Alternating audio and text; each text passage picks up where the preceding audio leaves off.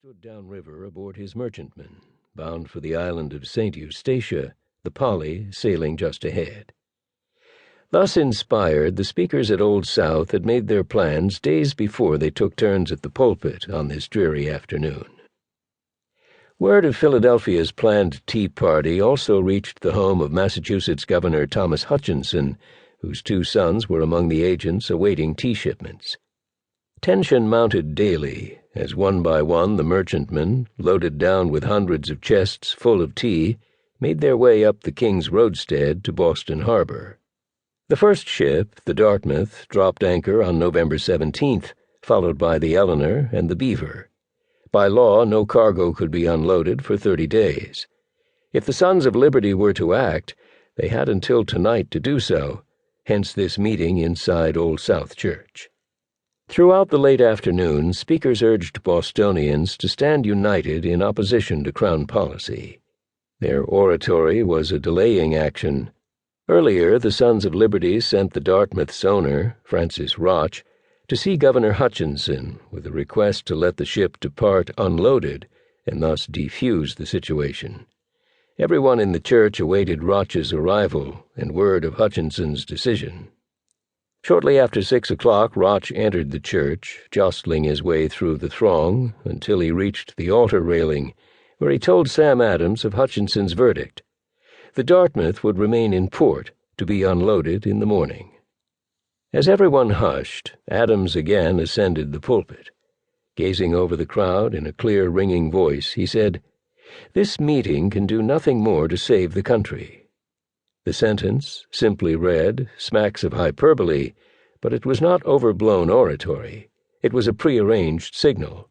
Once he uttered the words, the shrill cry of a boatswain's whistle blew outside, calling the Indians at Griffin's Wharf to action.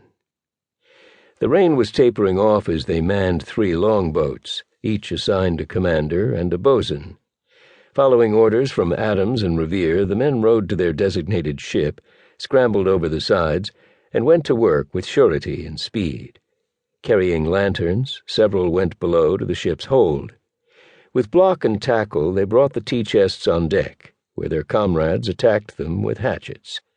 Then the tea was poured overboard, followed by the empty chests. One of the hoists snapped violently, and a chest struck one of the men, a carpenter, upside his head. His companions, believing him dead, rowed him to shore.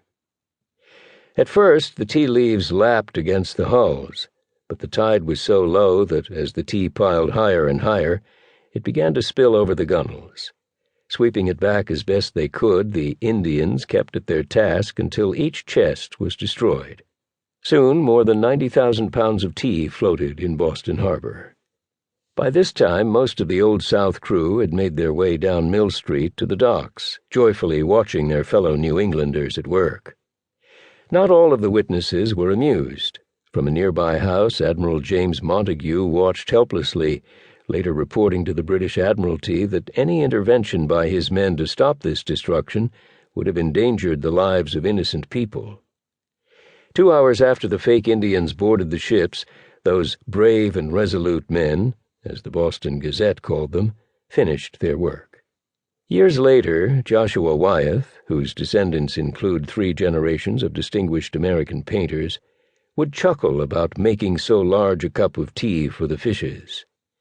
As the tide rose, it carried the tea from one end of the harbor to the other. The following morning, Montague asked onlookers rhetorically, "Who is to pay the fiddler now?" and later informed the Admiralty that the devil is in this people. In the ensuing months, other cities followed the example of Boston and Philadelphia, holding tea parties from New York to Charleston. In Annapolis, a mob forced agents to use the tea chests as kindling to burn the Peggy Stewart. In Charleston, demonstrators led by Christopher Gadsden, a former Royal Navy officer, escorted the agents aboard ship, handed them hatchets, and oversaw the pouring of tea leaves as an oblation to Neptune. Leave it to Southerners to have owners destroy their own property, an 18th-century reversal of the time-honored tourist trap warning, "You bought it, you break it," and burn it for good measure. The participants in the tea parties were an odd mix of backgrounds and vocations. They were doctors, lawyers,